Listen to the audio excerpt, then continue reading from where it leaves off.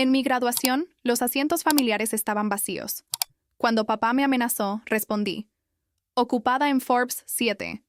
Y ese fue el final de nuestra historia juntos. Soy Renata y vengo de La Paz, Bolivia.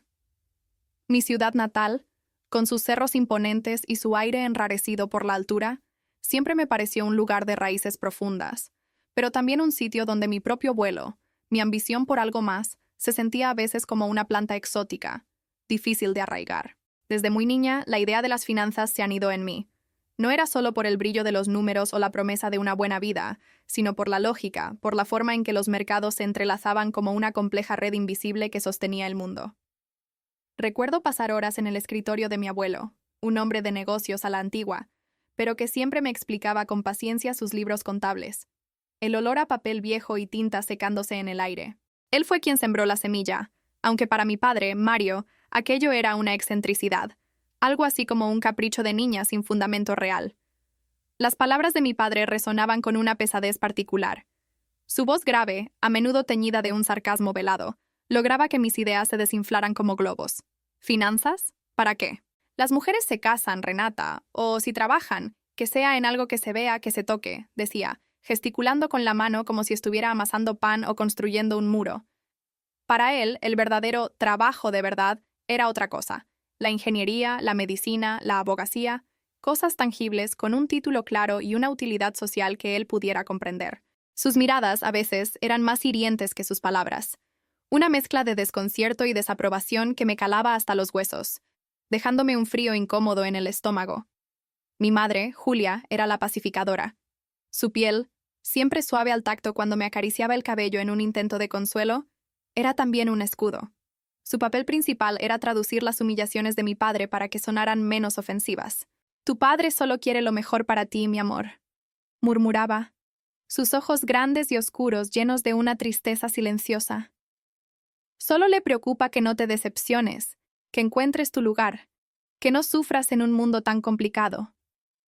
Pero yo sabía que esas palabras eran un bálsamo, una forma de suavizar el golpe, no de cambiar la esencia del mensaje. Sentía el nudo en la garganta, la impotencia de no poder articular mi propio valor de una manera que ellos entendieran, que él entendiera.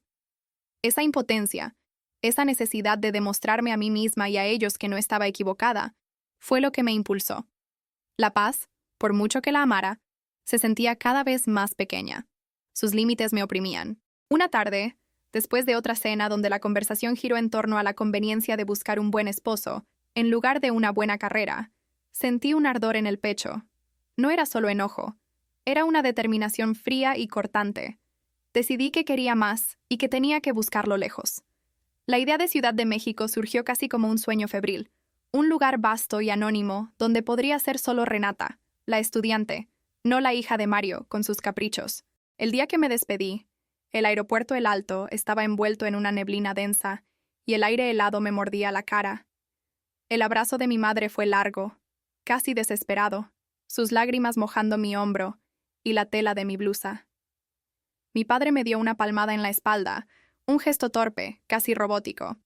No te olvides de dónde vienes, Renata, dijo, y aunque intentó sonar afectuoso, sentí el peso de la advertencia, el recordatorio de una lealtad que no debía desviarse. El avión despegó, y mientras la ciudad se hacía diminuta bajo mis pies, un escalofrío me recorrió la espalda, una mezcla de miedo y euforia, como si estuviera saltando a un abismo desconocido pero prometedor. Llegar a Ciudad de México fue un torbellino. El aire pesado y cálido, cargado de olores a comida callejera y gases de escape, el ruido incesante de los claxones, la marea de gente por las calles que se movía a un ritmo frenético. La residencia estudiantil, un edificio viejo con pasillos que olían a humedad y desinfectante, se convirtió en mi nuevo refugio. Era un lugar impersonal, con eco en los pasillos y la luz tenue de los fluorescentes, pero también liberador. Las paredes de mi pequeña habitación, con apenas espacio para mi cama y un escritorio, eran un lienzo en blanco para mi nueva vida. Aquí nadie me conocía, nadie tenía expectativas preconcebidas de mí. Mientras la casa en Bolivia seguía resonando, estoy segura, con la idea de que irse fuera es puro capricho. Aquí, en esta megalópolis que apenas empezaba a desentrañar, cada libro de texto, cada clase de contabilidad, cada gráfico que analizaba, Era un martillo que golpeaba esa vieja noción. Yo solo quería demostrarles que no lo era, que mi ambición no era un juego, que mi mente no era menos capaz por ser la de una mujer, y que mi futuro no se limitaba a las expectativas que otros habían trazado para mí. Sentía una fuerza renovada, un fuego interno que me impulsaba a seguir, a levantarme cada mañana y enfrentar el desafío, por mí y por esa niña que soñaba con números en La Paz. La verdad es que mi camino no fue fácil, para nada. Llegar a Ciudad de México fue un primer paso enorme, pero el verdadero desafío era mantenerme. Pagué casi todo mi grado con becas y trabajos de medio tiempo que me dejaban exhausta. Estudiaba como loca, noches enteras sin dormir. Fui mesera, tutora, hasta reponedora. Cada centavo, cada hora de sueño sacrificada, era una inversión en mi futuro, en mi sueño. Mis ojos se sentían como si tuvieran arena. Ardían por las mañanas después de apenas un par de horas de sueño. Un dolor sordo se instalaba en la nuca, persistente, de tanto inclinarme sobre los libros. El olor a fritura se me impregnaba en la ropa después de turnos de 10 horas en la cafetería. Un recordatorio constante de que mi cuerpo no me pertenecía del todo, sino a la siguiente tarea, al siguiente cliente. El frío de las madrugadas en el almacén, apilando cajas hasta que los brazos me temblaban, se metía hasta los huesos, pero el calor de la meta, el de mi título universitario, me mantenía en pie. A veces el estómago me rugía de hambre, pero era más fácil ignorarlo con la mente aturdida por la falta de descanso. Y con cada pequeño logro, mi primer impulso era compartirlo. Un buen examen, un proyecto destacado, una beca nueva. Con cada noticia, les mandaba fotos, capturas de pantalla de mis notas, audios emocionados. El teléfono se calentaba en mi mano mientras tecleaba. Mis dedos temblaban ligeramente con la mezcla de expectación y nervios. Escogía la foto más clara de mi transcripción, donde las A brillaban con la promesa de mi esfuerzo. Practicaba el tono de voz para el audio, tratando de que mi alegría sonara genuina, sin dejar entrever la ansiedad subyacente. En cada mensaje, cada llamada, esperaba una chispa de orgullo, una palabra de aliento, un bien hecho o un estamos orgullosos de ti, que me dijera que estaban viendo mi esfuerzo. Me imaginaba a mi madre diciendo, «Qué maravilla, mi amor. Sabía que lo lograrías. ¿Cómo te sientes? ¿Necesitas algo para celebrarlo?» O a mi padre, con un tono más sobrio, pero con una sonrisa en la voz. «Buen trabajo, hija. Siempre has sido muy inteligente».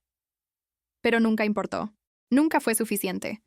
Mis mensajes eran leídos, sí, por el doble check azul, pero a veces solo llegaba un ok o un bien de mi madre, lacónico, como por obligación. De mi padre, a menudo, ni eso. Solo el doble check azul, un fantasma de lectura que confirmaba que lo había visto, pero no le había importado lo suficiente para responder. Sentía un pequeño aleteo en el pecho, una frágil esperanza, cada vez que veía el escribiendo va en la pantalla. Y luego, el golpe seco cuando desaparecía, reemplazado por esa única palabra. Ok. O bien. Tan corto, tan desprovisto de calidez, como un punto final a una conversación que nunca había empezado. Mi garganta se apretaba, un nudo frío se formaba en mi estómago.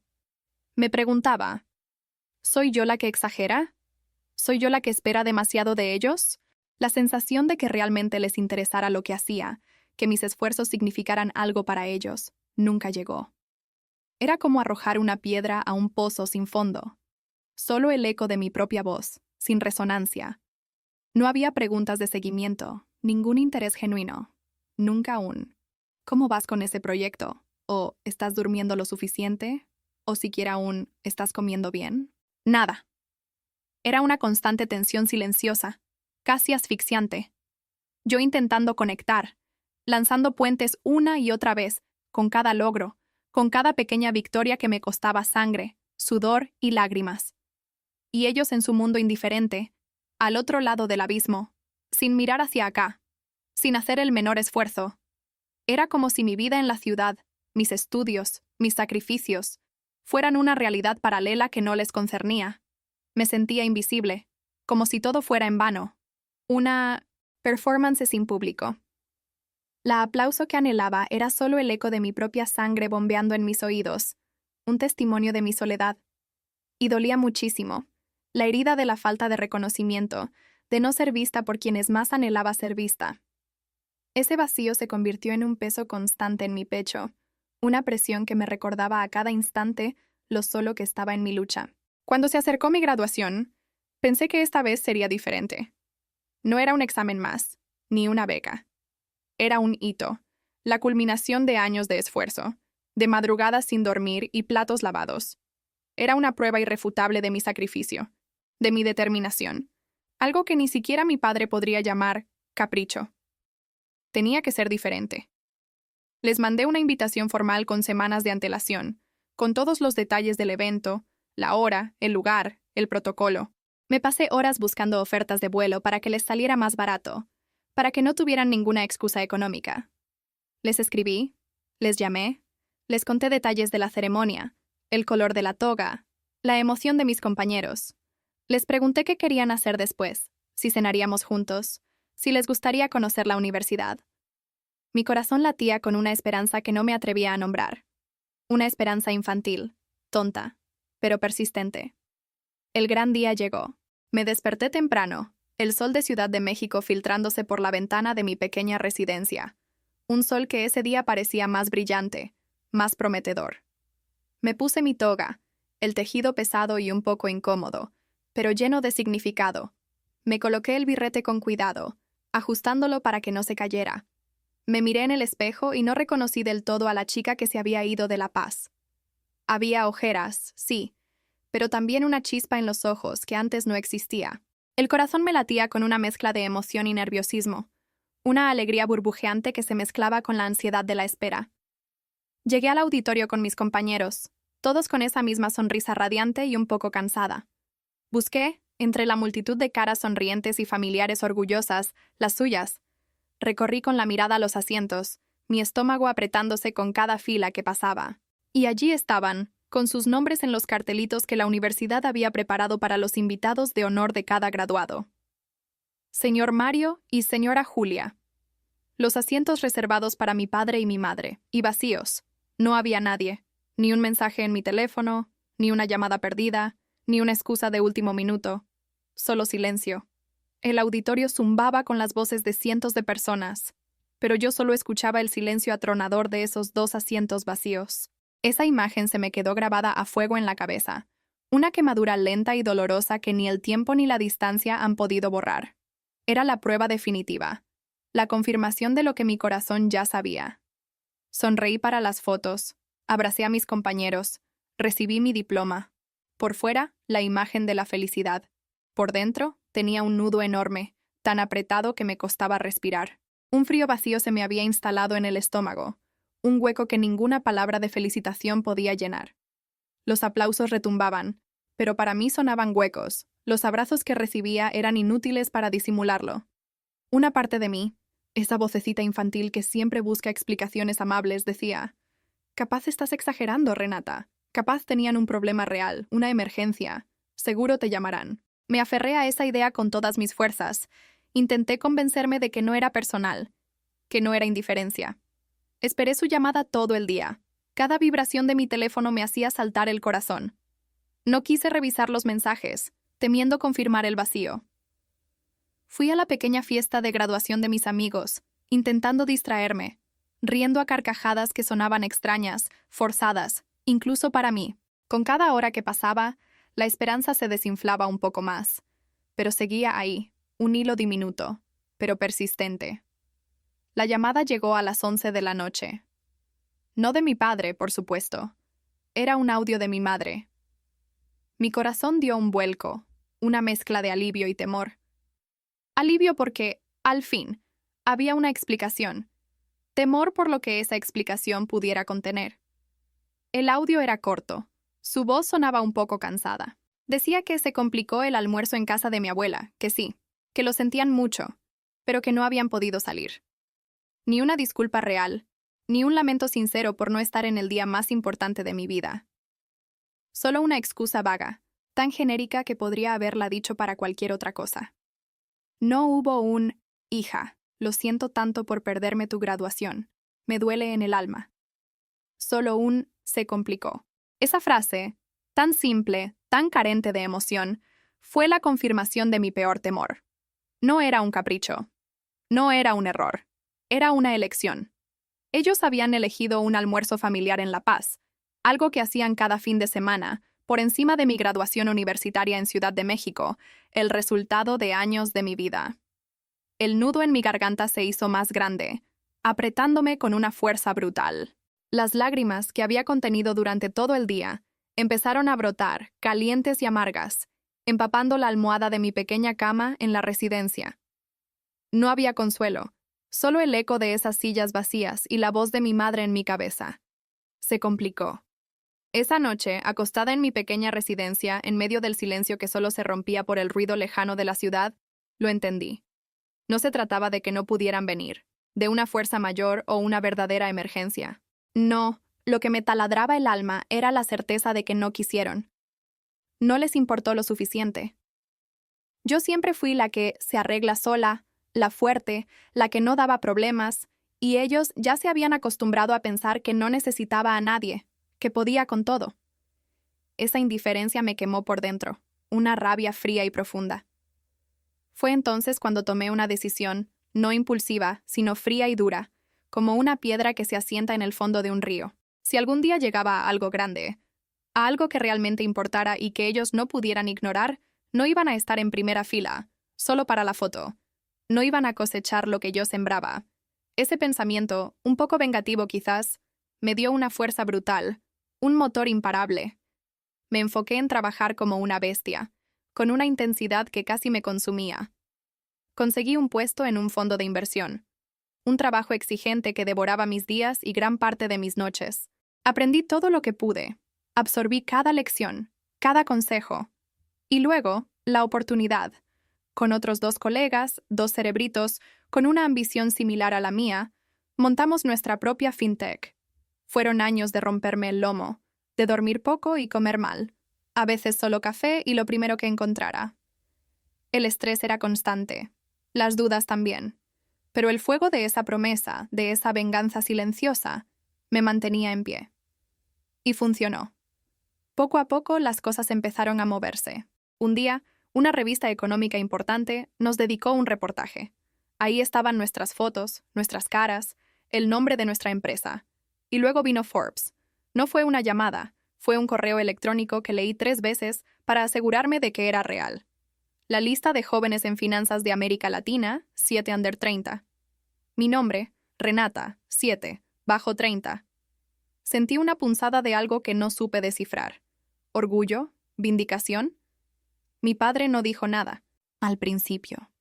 Solo el silencio, ese mismo silencio al que ya me había acostumbrado. Pero esta vez, era un silencio diferente. Uno que yo sabía que no era por indiferencia, sino por la sorpresa, quizás incluso por el desconcierto. Y una parte de mí, esa parte que se había endurecido con los años, encontró una extraña satisfacción en ello. La paz duró poco. A los días me escribió mi padre. No para felicitarme, por supuesto. Su mensaje fue para decirme que unos amigos empresarios querían hablar conmigo sobre invertir en nuestra fintech, y que, como él me dio la vida, lo mínimo era que yo asegurara algo para la familia. Sentí un asco profundo, una náusea que me subió por la garganta. Era la misma retórica de siempre, disfrazada ahora de un interés que solo era avaricia. Su tono era de exigencia, de derecho. Cuando le dije que no era así como funcionaban las cosas en el mundo real de las finanzas y que no mezclaría negocios con familia de esa forma, empezó con amenazas veladas. Sus palabras se sentían como golpes bajos, cada una diseñada para perforar mis defensas, que si no te acuerdas de dónde saliste, que vas a quedar sola, Renata, sin nadie, que tu apellido también es mío y puedo usarlo para lo que me dé la gana. La parte de mí que seguía siendo la niña de la paz, esa que, a pesar de todo, quería escuchar un «estoy orgulloso de ti, hija», sintió un pinchazo. Fue como una aguja fría en el pecho. Aunque me hacía la dura, aunque había construido un muro de acero a mi alrededor durante años, cuando vi mi nombre en Forbes, en esa lista brillante, pensé automáticamente, ojalá lo vea papá, ojalá por una vez sienta orgullo. Era odioso, lo sé, una ironía cruel, pero real y persistente. A veces, lo que más cuesta cortar no es el contacto físico o las llamadas, no es el bloquear un número, es ese reflejo interno, ese resorte inconsciente de seguir buscando su aprobación, su reconocimiento, incluso después de todo el daño que te han hecho. de toda la indiferencia. La vieja Renata dudó por un instante. ¿Estaba yendo demasiado lejos al cerrar la puerta definitivamente? ¿Me estaba volviendo tan inflexible y amargada como aquellos que me habían herido? El mensaje final de mi padre fue directo, un día en que mi vida estaba en su clímax. Si no vienes a La Paz a hablar con estos señores, me encargaré de que nadie vuelva a confiar en ti. Lo leí mientras estaba literalmente entrando a una reunión con el equipo de Forbes para un evento importante. Sentí ese viejo miedo subir por la espalda, ese escalofrío que me recordaba a la niña insegura de antes. Pero, rodeada de gente que creía en mí, que me respetaba por mi trabajo, lo corté de raíz. Simplemente no había espacio para ese miedo ya. Le respondí con una calma que no sabía que tenía. No puedo, estoy ocupada en Forbes 7.